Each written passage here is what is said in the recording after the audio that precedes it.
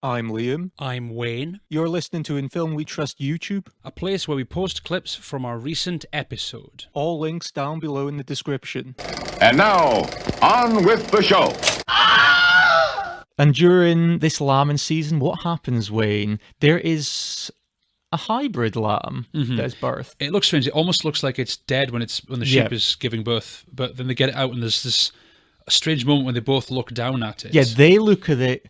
We notice something's not right based on their look. The viewer is not shown this. They're not presented this visually. We're going off the characters' reactions. Yes, and also, did you notice, speaking of biblical references, the number of the ewe that gives birth to the lamb? It's 3115. And that's a reference to Jeremiah 31:15, chapter in the Bible, Yep. which says, "Thus says the Lord, a voice is heard in Ramah, lamentation and bitter weeping.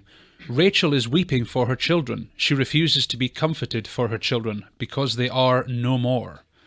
very applicable. Incredibly. Wayne. There's no way that number was not put in there to reference that. This is the folk horror aspect, I suppose, Wayne. Exactly. Using these tales of the past to create a sense of tension for the story, which is what folk horror is about, isn't it? Exactly. Taking these tales we're familiar with. Like we say, folk tales, these folk tales which have changed over time.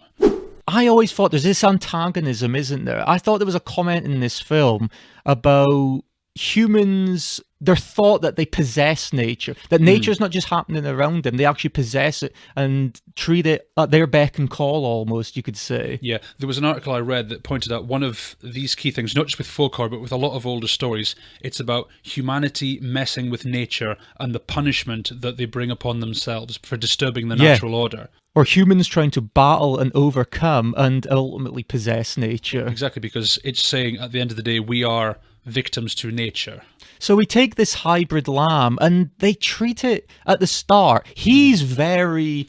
Because Maria, you know, she's taken this lamb in and there's almost... She's treating it as a human baby, isn't she? Basically, yeah, doing all the things like she's bathing it, it's getting dressed up, so they're treating it as almost like a surrogate child. And he's not... He gives her funny looks. He's not sure about this. He does come round to it when he sees the positive impact, though. Yeah, he's more cautious about it to begin with. She's kind of goes all in on this, doesn't And she? when we were saying about how humans think they can possess nature, there's a great shot of the hybrid lamb. Well, should we call it the hybrid? Just call it the hybrid lamb. Just a lamb. When the lamb is in a crib, because he brings a crib and it's already made. So this is, you're wondering, okay, what's this crib for? Because they've already got a crib. He brings it in and the lamb is in the crib and there's a brilliant shot. Maria is sleeping in her bed and she's looking at it lovingly, but the way the camera shoots that, it's almost like the lamb is behind bars. It's almost imprisoned. And there's almost this sense that there's a kidnapping aspect almost. Because this happened clearly against the lamb's will. Well, yeah, the lamb didn't ever say, I don't think. Yeah, they just took it into the home. Yeah, because but I thought that was a great shot that encapsulated a lot of the themes of this film. That it's prison-like. Yeah. And it's great, like you said, about them bringing the crib out. Like, why do they have the crib? Because this movie, it's not just what this film says, it's what it doesn't say that helps drive this plot. Because it's not said why they have this crib, so it's something we're just left to wonder. Well, they even cradle the lamb watching the TV. And I think Maria asks him, what are you watching? And a little bit of meta film going, he says something about folktales. It's a bit of a meta knock on the head, isn't it? Because they also read books, is it rhymes? Like rhymes that they read later on as well. Rhymes, yeah. There's mentions of folk tales throughout the film as well. And after all their, like, this rearing and looking after, this nurturing, Ada goes missing for a time. Yeah, exactly. Ada. Ada. I think Ada. They call the lamb Ada, and you think they could have given it any name. I wonder why they chose that name. And again, it makes you think, what's the reason for choosing? What's the significance of Ada? Because you're now getting to the point that you're humanizing the lamb. Because exactly, that's why. What I liked about the start of this film is how it takes its time, and we spend a lot of time with the characters. A lot of the minutiae of just farming life and being out here, it gets us comfortable with the characters, almost like we're living with them. Yeah. Chapter 1, that's what chapter is. It's very pensive. It's very atmospheric. There's not much enjoyment to their life. It's very rudimentary. It's very matter of fact. And Maria and Ingvar take the lamb, and the sheep follows them. And did you think when the humans scared off the mother sheep how deranged they look? Mm-hmm. It was like a kidnapping scene. It was shot like a kidnapping. So much so that there's actually shots of the sheep kind of looking at the camera with this really heavy breathing and kind of an ominous score in the background. Well, Johansson said one of the techniques they used to emote emotion from the sheep, from the lamb, was the breathing patterns, how hard they breathed, how often they breathed, just to get a sense of emotion from it. Well, you can tell a lot about what's going through the head of a creature when you hear its breathing pattern. And something I was thinking at this point as well is this kid's gone missing in this incredibly isolated area. Can you imagine trying to find that kid out there?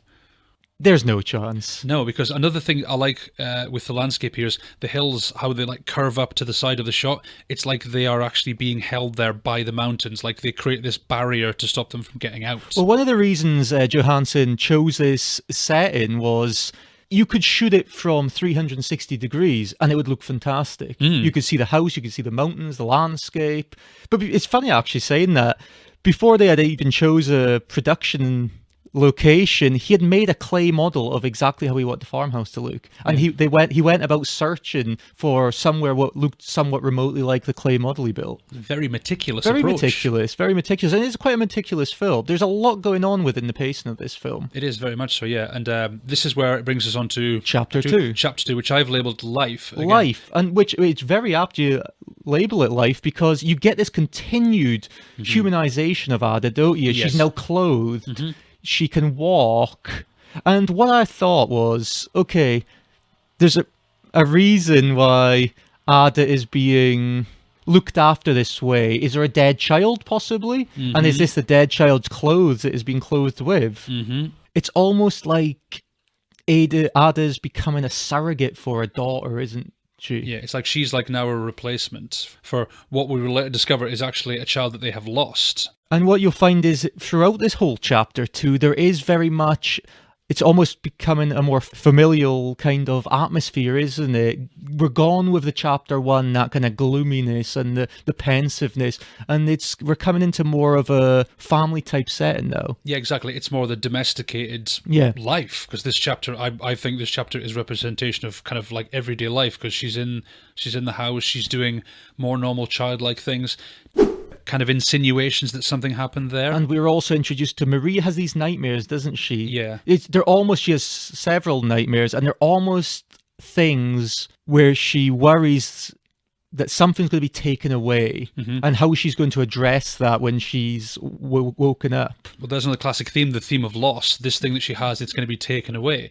But it's not like there's supernatural dreams, because some of them are. I think there's 2 in the film. The first one, what occurs, the nightmare, it's essentially just a nightmare of the mother sheep with the lamb. Like the sheep's taken her lamb back. Yeah, and there's a glowing of the eyes, like there's a reflection in the eyes, yeah. But this does lead to Maria, in the following morning, going to the sheep and shooting her dead, the mother sheep. Because this sheep, 3115, has been standing outside of Ada's bedroom, basically just looking up at the window like she's pining for this lost child. Well, that's the thing. There's this parallel between the mother sheep and Maria. They're both pining for the child they've lost. Exactly. Because Maria's lost her child, or we find out, and she's done what nature done to her, or however her actual human daughter Ada died, she's done now to the mother sheep. Yeah, exactly, because again, talking about these folk horror elements and messing with nature, one common element, it's a mother messing with nature, so it's the mother who ends up getting punishment. So here, you got the human mother and then the sheep mother as well.